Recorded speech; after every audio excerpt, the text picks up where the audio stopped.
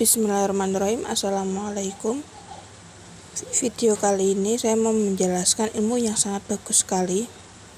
Ilmu ini sebenarnya adalah ilmu TCM atau Traditional Chinese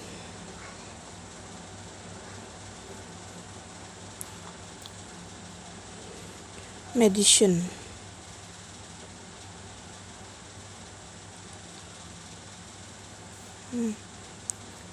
Chinese.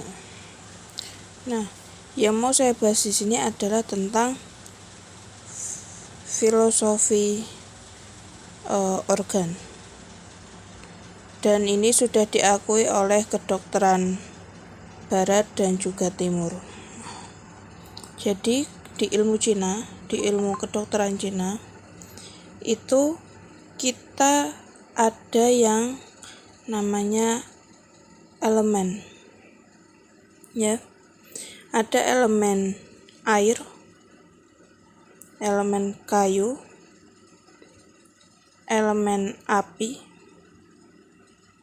elemen tanah, elemen logam. Nah, api ini adalah untuk istilah organ jantung dan usus kecil. Sedangkan tanah untuk lambung dan limpa. Adapun logam untuk usus besar dan paru. Air untuk ginjal dan kandung kemih. Mohon diperhatikan seksama ya, jangan mikirnya aneh-aneh dulu. Elemen ini luar biasa ilmu ini. Saya banyak merasakan perubahan dengan ilmu ini. Kayu, liver, dan empedu. Nah, air mendukung kayu.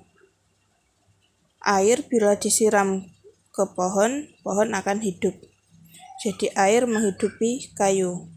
Ginjal, organ ginjal mendukung kerja liver. Maksudnya seperti itu. Lalu kayu mendukung api, ya. Kayu menjadi bahan kalau ada kayu, api bisa semakin besar. Api mendukung tanah, tanah mendukung logam, logam mendukung air. Api semakin membara, nanti akan ada yang namanya terbentuk abu atau tanah. Tanah ketika digali kita sering menemukan logam. Ketika tanahnya baik, logamnya indah. Ketika tanahnya jelek, logamnya jelek. Dan logam ketika dimasukkan ke gelas berisi air, air akan terlihat banyak. Logikanya seperti itu. Dan ini saling mendukung. Jadi maksudnya ginjal, organ ginjal itu mendukung kerja liver dan empedu. Liver mendukung kerja jantung, jantung mendukung kerja lambung, lambung mendukung kerja usus besar dan paru, usus besar mendukung kerja ginjal. Jadi bila misal seperti saya yang sakit adalah lambung, itu ketika tahu ilmu ini, saya memperhatikan yang lain, jantung. Biasanya sebelum lambung sakit, punya masalah di jantung. Nah, lalu ini mendukung, lalu mereka juga saling menaklukkan. Air menaklukkan api. Api kalau disiram air padam. Api menaklukkan logam. Logam kalau dipanasi bisa meleleh dan dibentuk. Bila apinya baik, suhu panasnya baik, besi bisa dibentuk dengan beraneka ragam aksesoris yang kita inginkan atau pedang atau lain-lain. Tapi bila api terlalu panas, logam justru terlalu meleleh dan tidak bisa dibentuk. Dan bila api kurang panas juga logam tidak bisa membentuk. Lalu logam menaklukkan kayu. Gergaji logam bisa memotong kayu. Kayu menaklukkan tanah. Tanah bila ditanami pohon tidak akan longsor, tidak akan kemana-mana. Dan tanah menaklukkan air. Air yang mengalir ketika dibendung oleh tanah, dia tidak akan bisa kemana-mana. Jadi, sistem ginjal itu mengontrol kerja jantung. Jantung mengontrol kerja usus besar dan paru. Usus besar dan paru mengontrol kerja liver. Liver mengontrol kerja lambung. Jadi ini dipahami dulu. Ketika saya paham ilmu ini, saya tahu apa yang harus saya lakukan terhadap diri saya. Saya punya masalah di lambung. Tapi riwayat penyakit saya itu yang pertama kali bermasalah justru liver. Fatty liver dulu, baru lambung.